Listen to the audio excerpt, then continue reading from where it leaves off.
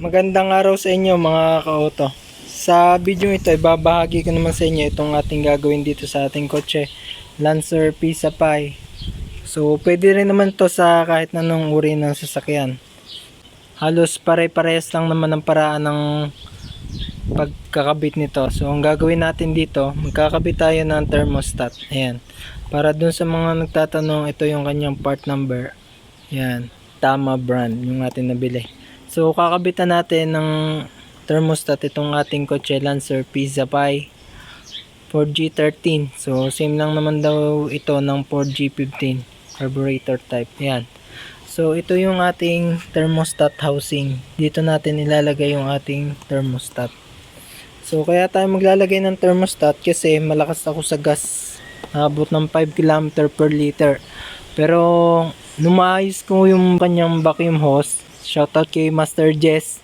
Sa kanya galing yung vacuum diagram na kinabit ko ngayon. Tumipid siya tapos naayos ko yung kanyang gauge. Yung fuel gauge. So ang reading ko ngayon ay nasa 9 km per liter o pang aircon. Pero dati nasa 5 km per liter o pang aircon. Napakagan pa ng apak. Medyo tumipid na. Baka mas titipid pa pagka nalagyan natin ito.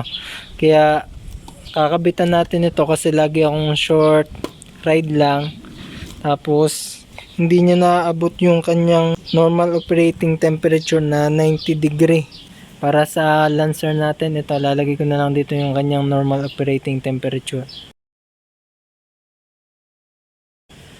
Yan, hindi niya nare-reach. So nagkabit tayo ng aftermarket na temperature gauge. Ayan, kasi dito sa ating stock lagi siya naka-half.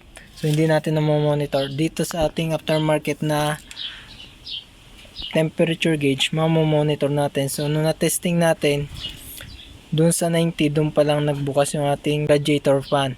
Tapos, nung nasa bayan ako, nakarating na ako ng bayan, nandun pa lang siya sa 60. So, hindi niya naaabot.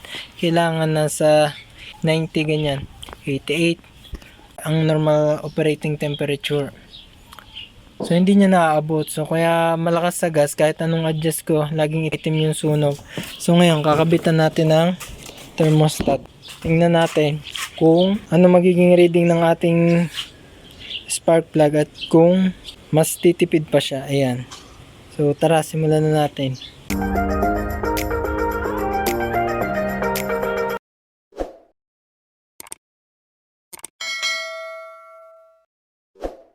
Sa pagkakabit naman ng ating thermostat, madali lang yan. So, kailangan lang natin ng 12mm. Ito lang naman ang ating kakalasin. So, hindi ko na patatagasin yung ating coolant kasi naka-distill naman tayo. Papalitan na lang natin. At saka, ito nga pala, kailangan malamig yung ating makina para hindi natin ma-loose thread to kasi pundido to eh. Masira natin, malustred yung tornilyo. So medyo maganito, kita nyo naman yung gasket nya, sealed na sealed para walang tagas. Ito luluwagan lang natin at saka ito babaklasin ko lang muna. Ayan mga ka-auto, natanggal na natin. So natapon na yung ating distilled ng ating gamit na yan. Inersa ko ng konti, masyado maganito ito gawa nitong pagkakakapit na gasket maker. So makikita natin yan, wala tayong thermostat, wala talaga. Ilinisin ko lang are. A few moments later. Ito mga ka-auto, binaklas na rin natin yung ating thermostat housing para malinis natin. Yan, yan lang yung linis na nagawa ko, hindi ko na matanggal talaga yung kapit na yan. So malaking bagay na yun kumpara naman sa kanina, puro kalawang. So ito, meron tayong Belamoid gasket. Pwede ito sa coolant. So ang gagawin natin dito, huhulmahan natin. Tapos lalagyan natin ng gasket nito para siguradong walang leak. Tsaka yung ating gasket maker para sure na walang tagas. Ito yung natira natin dun sa ating carb nung nag-overhaul tayo. So yan, titrace ko lang to. Tapos huhulmahan natin. Ayan mga ka-auto, nahudmahan na natin. So ngayon lalagyan natin ng gasket maker para tumigas. Para sure na walang leak. Ayan. So mga ka-otoy, kakabit na natin yung ating thermostat. So nalinis na natin yung housing, nalagyan na din natin ng gasket maker. Ayan. So ilalagay na lang natin. Nalinis na natin. So ito palang o-ring nito, kala ko may nakalagay doon. So yung palang o-ring na yun, yung nakalagay dito sa ating thermostat na A1 lang yung o-ring na yun. Siguro inilagay para hindi magkalik. Ayan. So sa pagkakabit nito, ang pagkakaalam ko nito, yung may bilog na yan, ito, may bilog na yan, labasan daw yan ng tubig. So dito siya nakalagay sa may arrow na to. Yan, kaya may arrow dyan. Doon siya nakatapat. So ilalagay lang natin to. Gawin ko lang muna para hindi matdali yung ating beta gray. Mahirap ang isang kamay. Yan mga ka-auto, ganyan daw yung position niya. Yung kuntil na yon nasa taas, parang singawan, nakatapat siya dito. Ayan. Tapos ito, tatakluban lang natin. Tapos ilalagay natin yung tornilyo. Ayan. Higpitan lang natin to. So ayan mga ka-auto, nahigpitan na natin. Antayin lang natin matuyo yung ating nilagay na beta gray, ating gasket maker. Tapos lalagyan na natin ng tubig. Matigas na yung ating nilagay na gasket maker, tuyo na. So papaanda rin natin. Tingnan natin kung gaano kabilis bago uminit yung ating temperature ngayon na meron ng thermostat. Tingnan natin kung ilang minuto. So kailangan natin pala painitin muna yung makina, tapos magbukas yung thermostat natin para walang hangin at hindi kulangin ng tubig natin, kasi yung ating thermostat nakasara pa yan, so hindi niya malalagyan ng buo.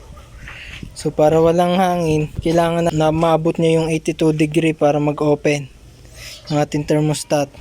Tapos ito yung ating kakalisin para sa ating pagbi-bleed, para walang hangin. Yan. So tara, ito paandar natin. Tingnan natin kung gaano katagal. Dati kasi matagal, lalo ngayon malamig ang panahon. Naabot ng mga 15 minutes. Nakarating na nga ako ng bayan namin. Ang temperature ko nasa 60 lang. Hindi maganda yung sunog nating spark plug, kaya laging rich ang fuel natin. Ayan. Ngayon ay 3.8. Ayan, tingnan natin kung ilang minuto bago niya maabot yung ating temperature na 82 degree. Ayan, so sasalinan ko rin ng tubig doon. Update ko na lang kaya. Puno na yung ating radiator. So ito, babaklasin natin dito. Napaluwag ko na. Yan. Tingnan nyo yan. Tatanggalin ko.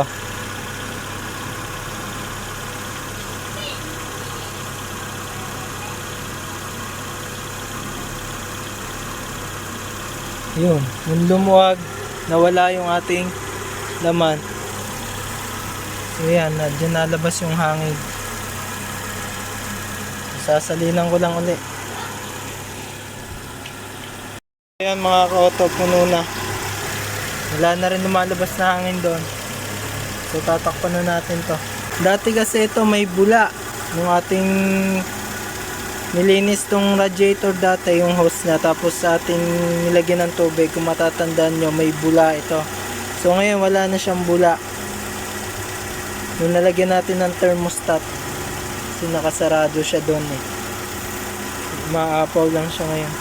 Medyo bumaba na yung ating idle ng ating makina. Ngayon ay 3:15.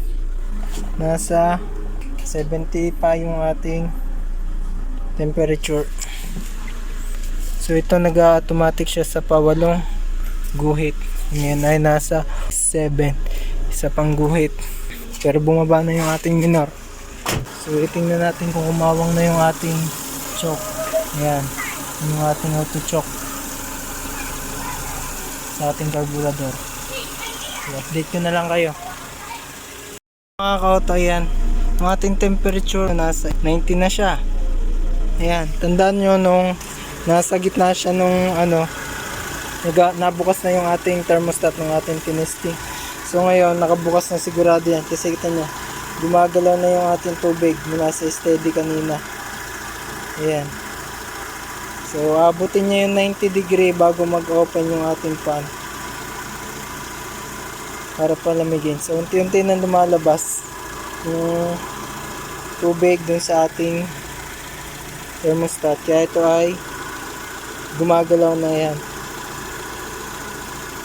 Ibig sabihin working yung ating thermostat.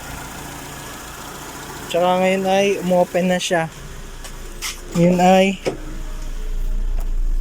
3:19. So mga 10 minutes pa rin. Siya 90 na. 90 degree, tingnan natin. Kailangan mag-on yung ating radiator fan. Mga kauto, nag-on na yung ating fan.